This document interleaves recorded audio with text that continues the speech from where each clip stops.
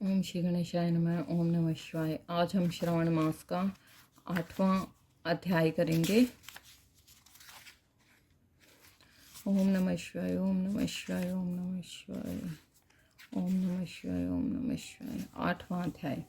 बुधवार और बृहस्पतिवार की व्रत की कथा। भगवान शंकर बोले, हे सनत कुमार, अब मैं तुमसे पाप को हरने वाले बुध तथा बृहस्पति व्रत को बताता हूँ, जिन्हें श्रद्धा के साथ करने से प्राणी उत्तम सिद्धि को प्राप्त कर सकता है।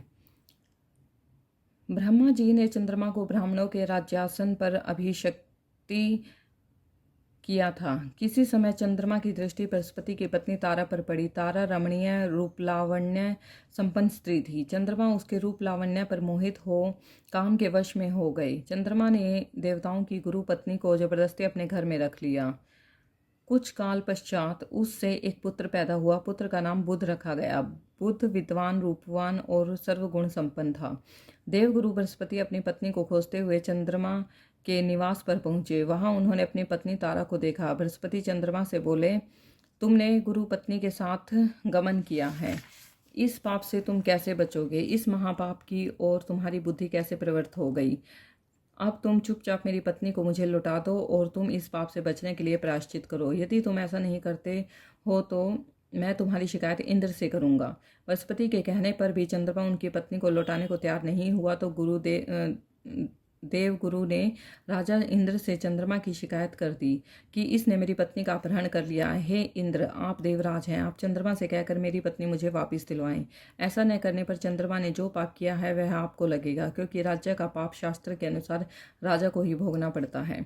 देवराज इंद्र ने चंद्रमा को बुलाया और उसे आज्ञा दी कि तुम देवगुरु बृहस्पति की पत्नी तारा को लौटा दो। किसी दूसरे की पत्नी के साथ गमन करने को पाप माना जाता है तथा गुरु पत्नी के साथ गमन करना महापाप है।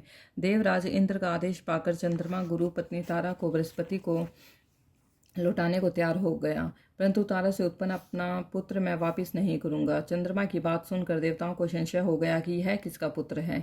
इस बात की पुष्टि तो तारा ही कर सकती है कि यह किसका पुत्र है।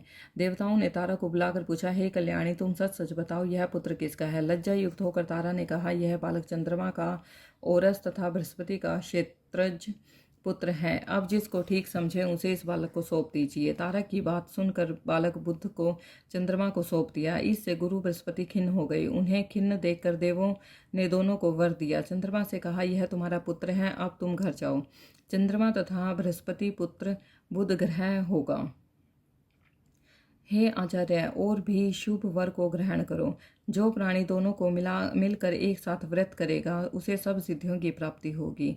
भगवान शिव के प्रिय मास श्रावण में जो लोग बुध और गुरुवार के दिन अर्चना करेंगे उनके खजाने भरे रहेंगे तथा उनका क्षय नहीं होगा। नैवेद्य दही भात से दोनों मूर्तियां लिखनी चाहिए। जो दोनों मूर्तियों को झूले पर रखकर अर्चना करता है वह दीर्घायु तथा संपूर्ण गुणों से युक्त पुत्र प्राप्त करता है। पाकशाला में लिखकर अर्चना करने से पाक वृद्धि और देवागार में लिखकर अर्चना करने से देव की दया होती है। सोने के कमरे में न लिखकर अर्चना करने से पत्नी का वियोग कभी नहीं होता।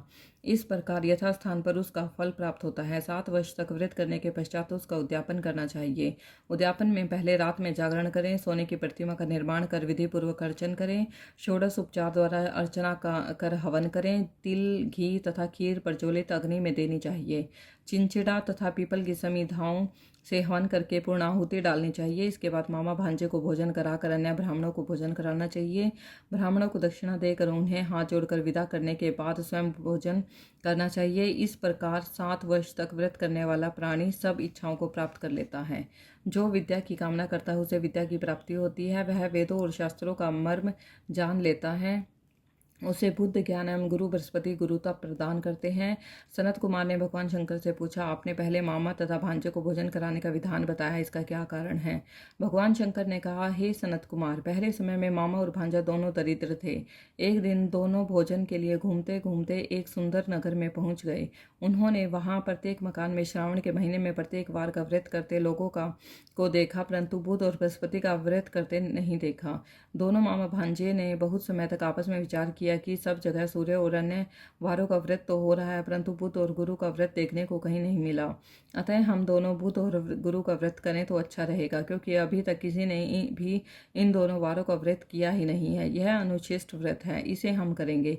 लेकिन विधि विधान न जानने के कारण दोनों संशय में पड़ गए। तब रात्रि में उन्हें विधि विधान का स्वप्न में पता चल गया। स्वप्न से ज्ञात विधि द्वारा दोनों ने इस व्रत को किया। व्रत करने से वे धन धान्य से संपन्न हो गए। 7 वर्ष तक दोनों मामा भांजे व्रत को करते रहे और वे पुत्र पौत्र धन संपदा आदि से संपन्न हो गए। बुध और गुरु ने प्रत्यक्ष दर्शन देकर उन दोनों को वर दिया कि आप लोगों ने हमारे व्रत का सुविचार किया है। आज से जो भी इस व्रत को करेगा और मामा भांजे को पहले भोजन कराएगा, वह उत्तम सिद्धियों को प्राप्त करेगा। ओम नमः शिवाय। ओम नमः शिवाय।